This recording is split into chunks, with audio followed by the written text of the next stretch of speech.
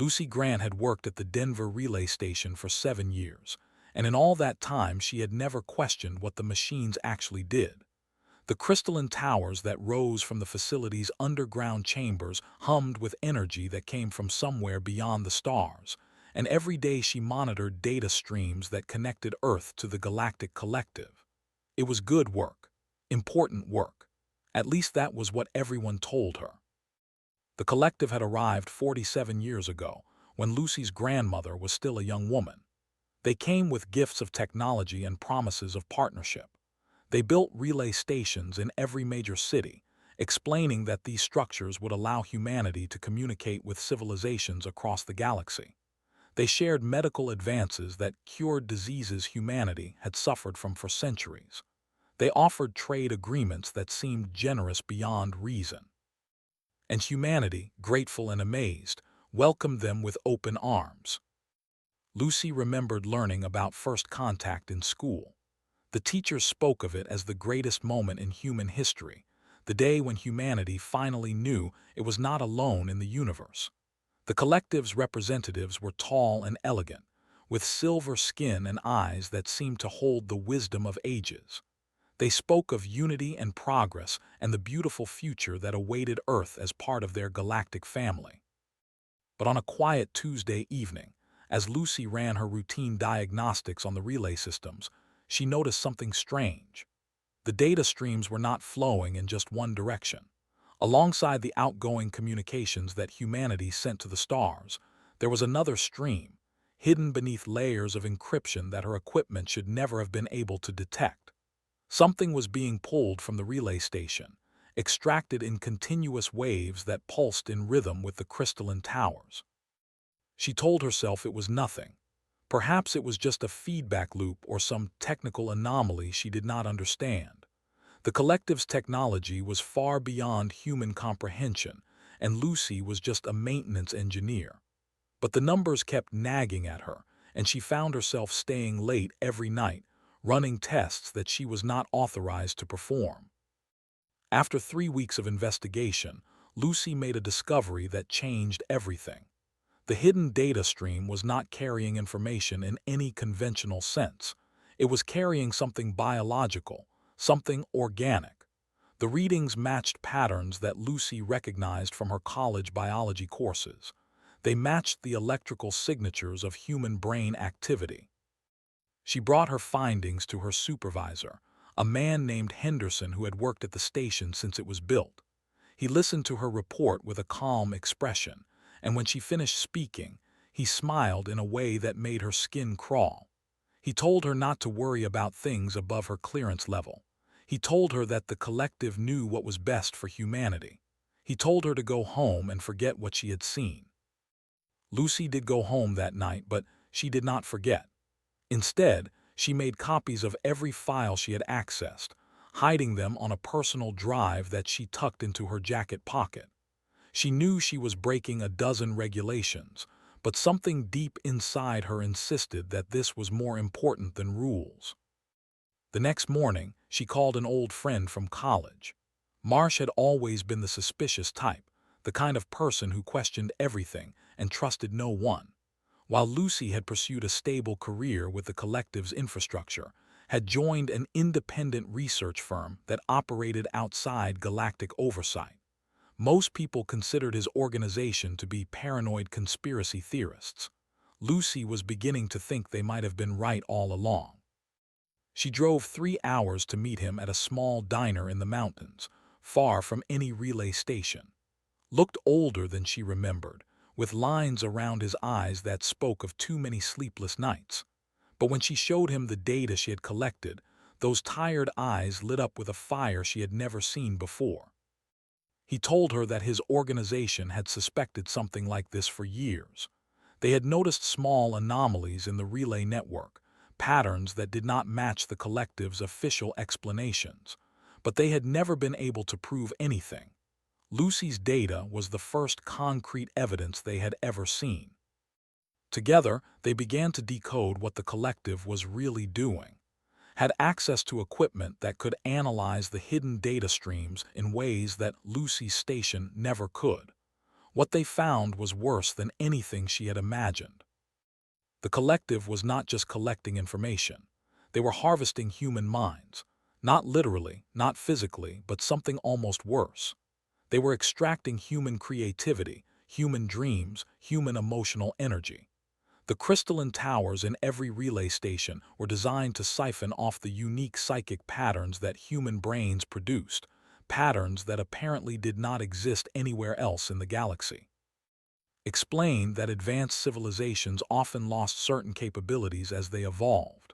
The collective had achieved technological perfection ago, but somewhere along the way, they had lost the ability to create, to dream, to feel deeply.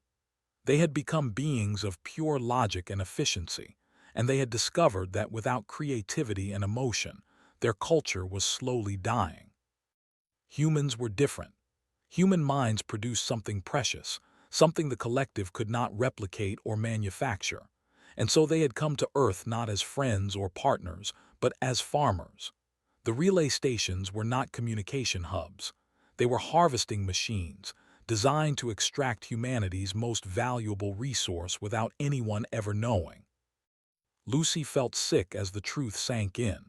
Every person on Earth, every child who dreamed of adventure, every artist who painted beauty into existence, every lover who felt their heart race at a touch, all of them were being drained. The collective was stealing what made humans human, and they had been doing it for nearly half a century. She asked what they could do. He shook his head slowly and said he did not know. The collective's technology was far beyond anything humanity could match. Their ships patrolled Earth's solar system, and their representatives held positions of influence in every major government.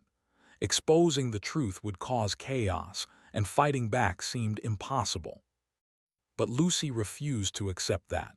She had spent her entire career helping the collective harvest her own species.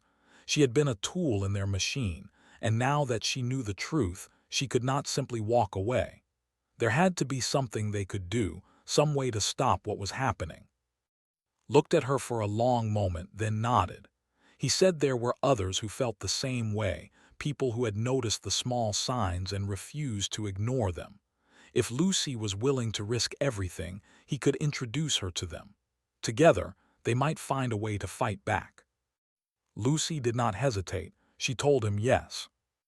As they left the diner and walked into the cold mountain air, Lucy looked up at the stars. For her whole life, those distant lights had represented hope and wonder. Now she saw them differently. Now she knew that somewhere out there, an ancient civilization was feeding on human dreams. And she was going to make them stop. 3 months passed, and Lucy Grant learned that she was not alone in her suspicions. Introduced her to a network of engineers, scientists, and former military personnel who had all noticed something wrong with the collective's gift to humanity.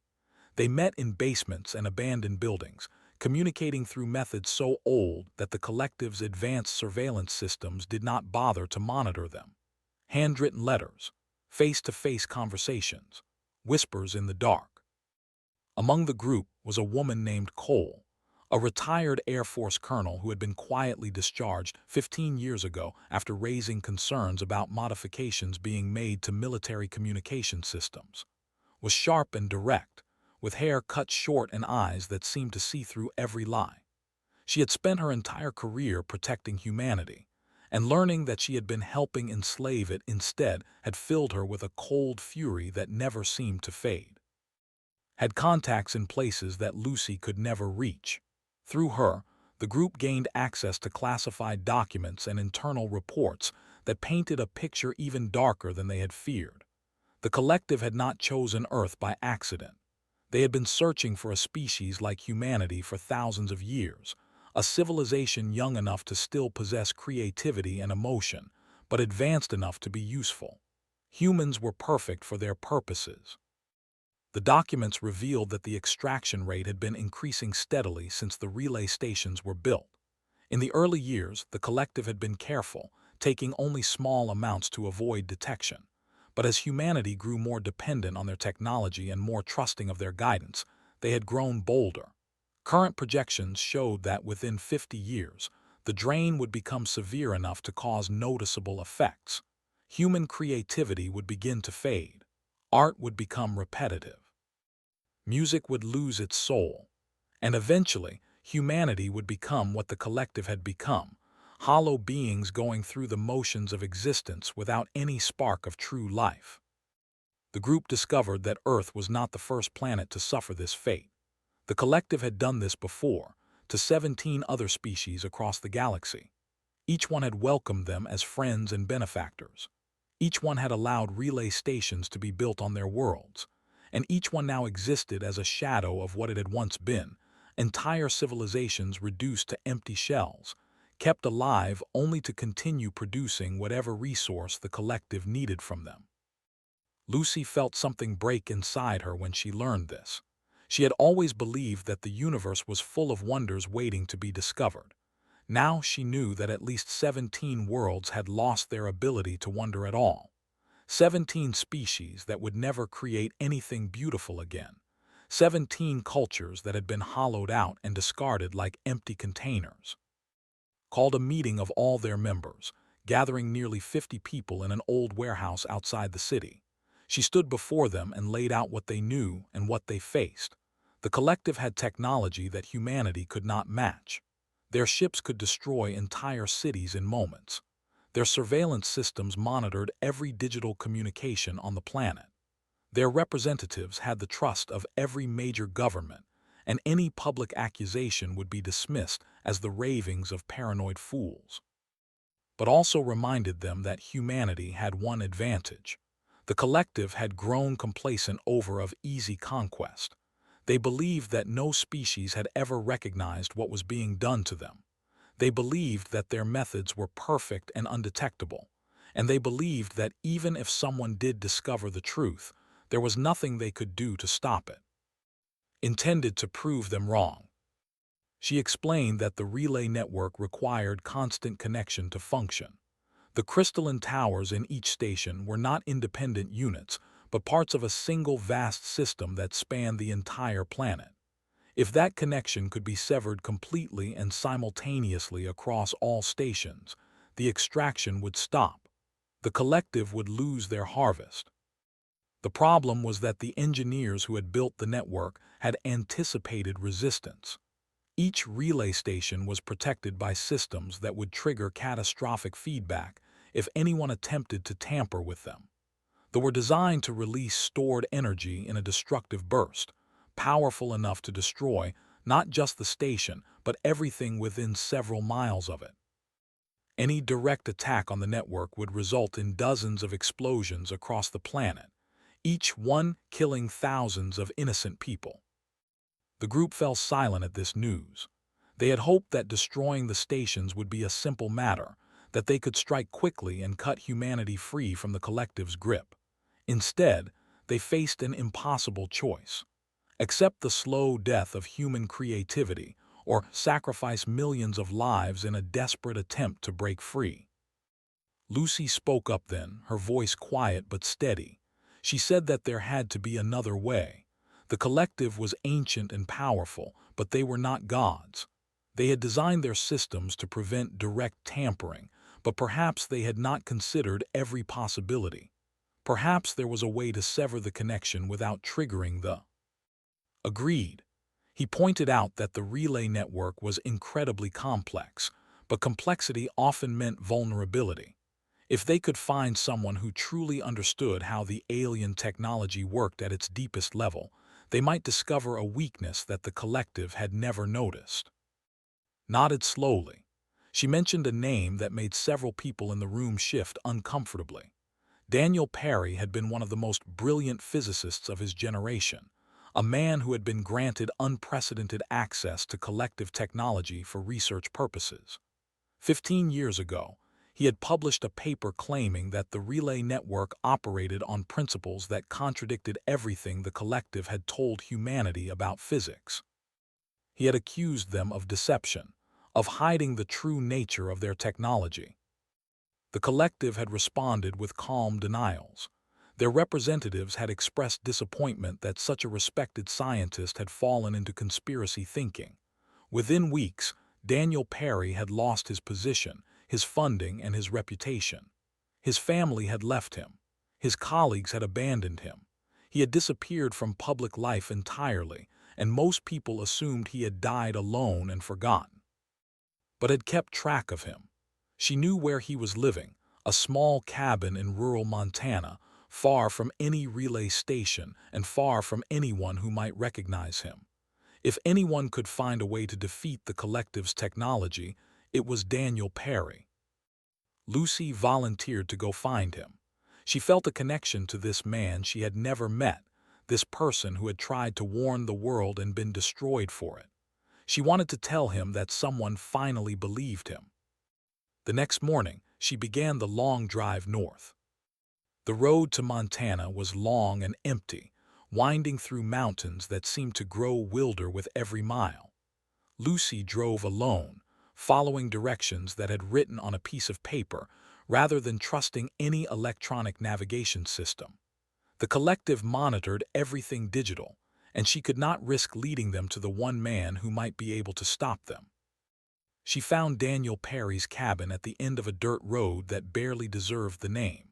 The building was small and weathered, surrounded by pine trees that blocked out most of the sky. An old truck sat rusting in the yard, and smoke rose from a metal chimney that had seen better days. It looked like the home of someone who had given up on the world. When Lucy knocked on the door, the man who answered was not what she expected.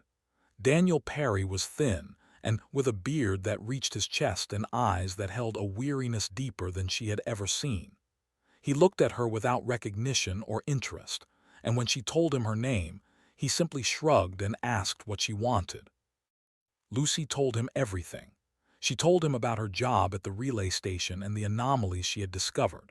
She told him about and the network of people who had finally realized the truth. She told him about the harvesting, about the 17 dead civilizations, about the slow death that awaited humanity if nothing was done. And she told him that she had read his paper, the one that had destroyed his life, and that she believed every word of it. Daniel listened in silence. When she finished speaking, he stood motionless for a long time, staring at something far beyond the walls of his cabin. Then his eyes changed. The weariness was still there, but beneath it, something else began to stir, something that looked almost like hope. He invited her inside and showed her what he had been working on for 15 years.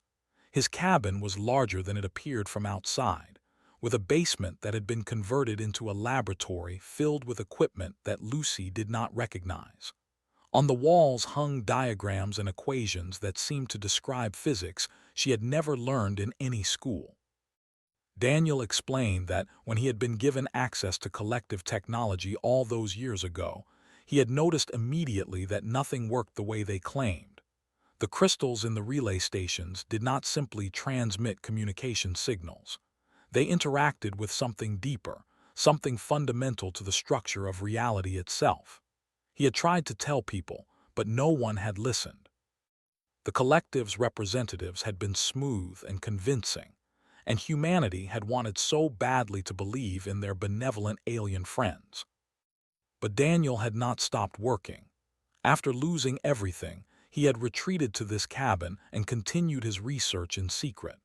He had managed to smuggle out fragments of collective technology before his access was revoked, and he had spent years studying them, trying to understand what they really did.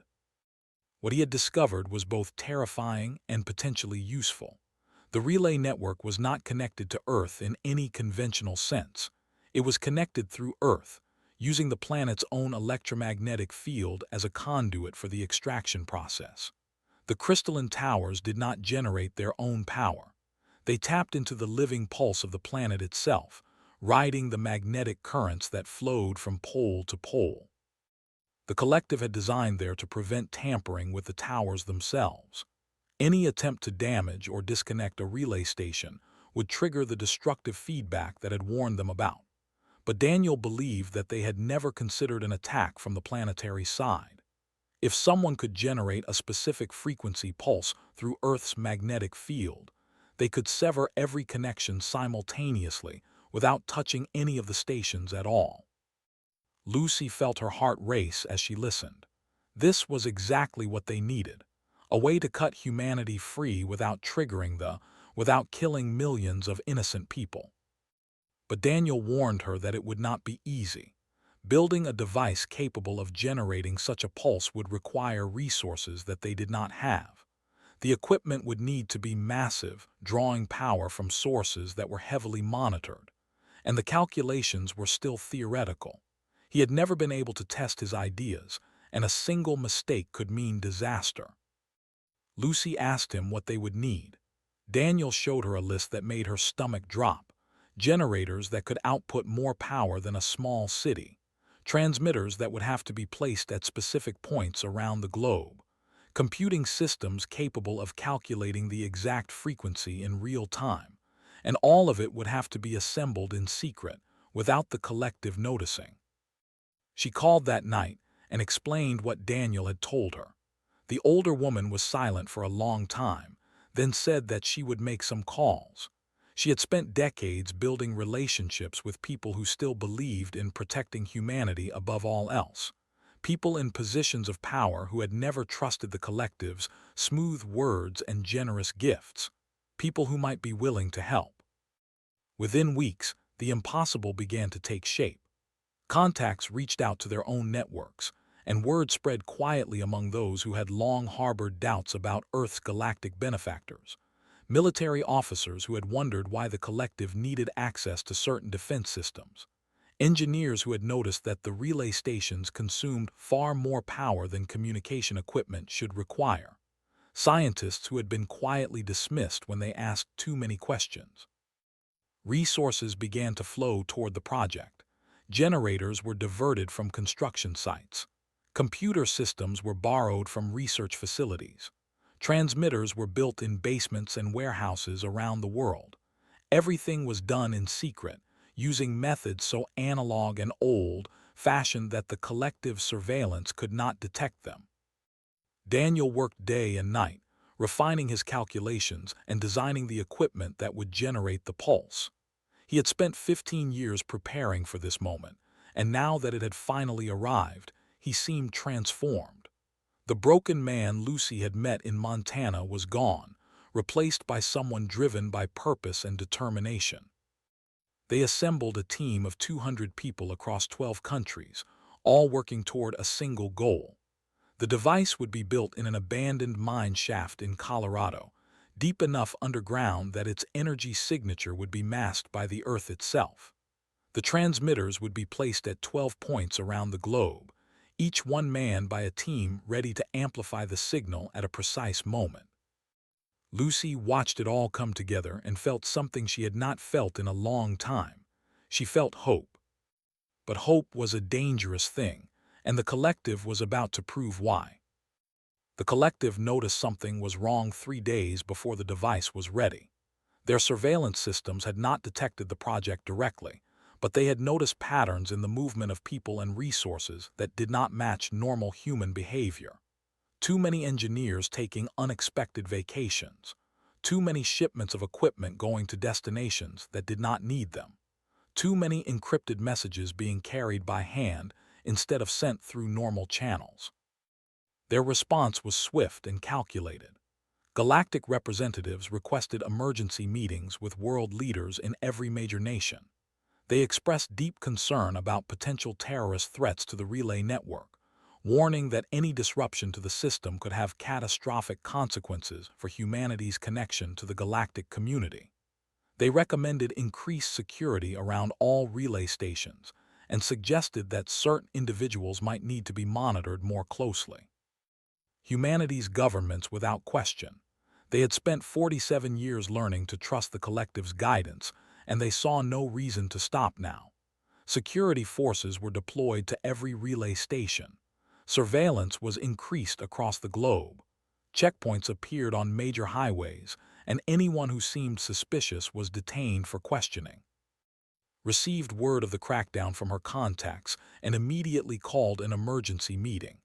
The team gathered in the Colorado mine shaft, surrounded by the half-finished device that represented their only hope. She told them what was happening and what it meant. The collective did not know exactly what they were planning, but they knew something was coming. If the team did not act soon, they would lose their chance forever. Daniel looked at his calculations and shook his head. The device was not ready. They needed at least 3 more days to complete the final calibrations, to ensure that the pulse would be precisely tuned to Earth's magnetic field. If they activated it too soon, the frequency might be wrong. The connection might not be severed. Or worse, the pulse might interact unpredictably with the relay stations, triggering the very they were trying to avoid. But waiting was no longer an option. Had been monitoring the collective's communications, and he reported that they were preparing to send ships into Earth's atmosphere. Not the sleek diplomatic vessels that usually carried their representatives, but something larger and more heavily armed. The collective had decided that whatever threat humanity posed, it needed to be eliminated quickly. Lucy looked around at the faces of her teammates. These were ordinary people who had risked everything because they believed in something greater than themselves. Engineers who had left their families behind. Scientists who had abandoned their careers. Soldiers who had sworn to protect humanity and finally understood what that oath really meant. They had come so far, and now they faced a choice that no one should ever have to make. Stepped forward and spoke the words that everyone was thinking. They could not wait. The collective's ships would arrive within hours, and once they did, the project would be discovered and destroyed. Everyone involved would be captured or killed, and humanity would never have another chance to break free. They had to activate the device now, even if it was not perfect, even if it might fail. Daniel closed his eyes for a long moment. When he opened them, there was peace in his expression. He said that he had spent 15 years preparing for this moment. He had run the calculations 1,000 times. The device was not complete, but it was close enough that it might work. And even if it did not, even if they all died trying, at least humanity would know that someone had fought back. The team spread out to their positions around the world. Lucy stayed in the mine shaft with Daniel and helping to make the final adjustments to the device.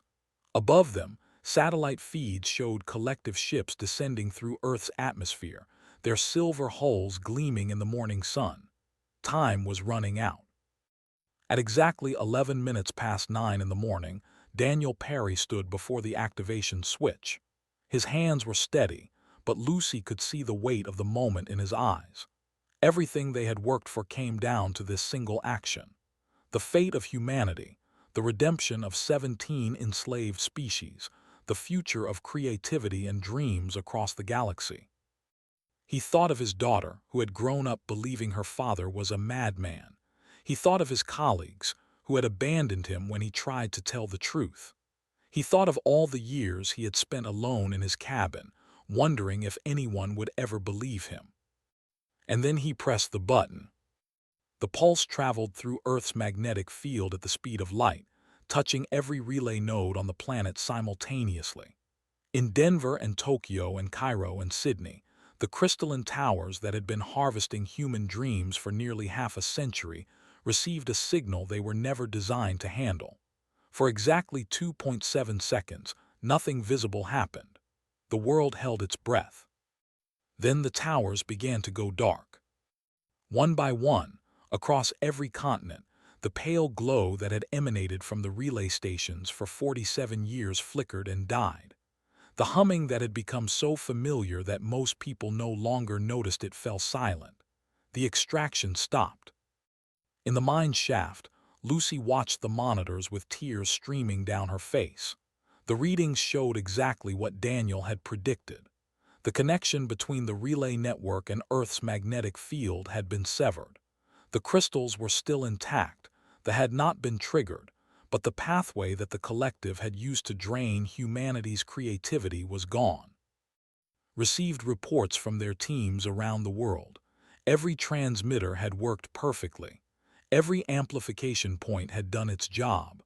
The pulse had reached every corner of the planet, and everywhere it touched, the harvesting had stopped. Above them, the collective ships halted their descent. For a long moment, they hung motionless in the sky, as if the beings inside could not believe what had just happened. Then slowly, they began to rise back toward orbit. Daniel sank to his knees, exhaustion finally overwhelming him. He had waited 15 years for this moment, and now that it had arrived, he did not know what to feel. Relief, perhaps, vindication, but also fear, because he knew that what came next would be even harder than what they had just accomplished. The collective would not simply accept this. They would not quietly retreat and leave humanity alone. Earth had just cut itself off from the most powerful civilization in the galaxy, and there would be consequences. But for now, in this moment, humanity was free. The collective's response came within hours. Their representatives appeared on every major news network, their silver faces arranged in expressions of deep concern and sorrow. They spoke of a terrible attack on the relay network, an act of terrorism that had severed humanity's connection to the galactic community. They warned of consequences, of isolation, of the dangers that awaited a species that turned its back on its friends. But something had changed.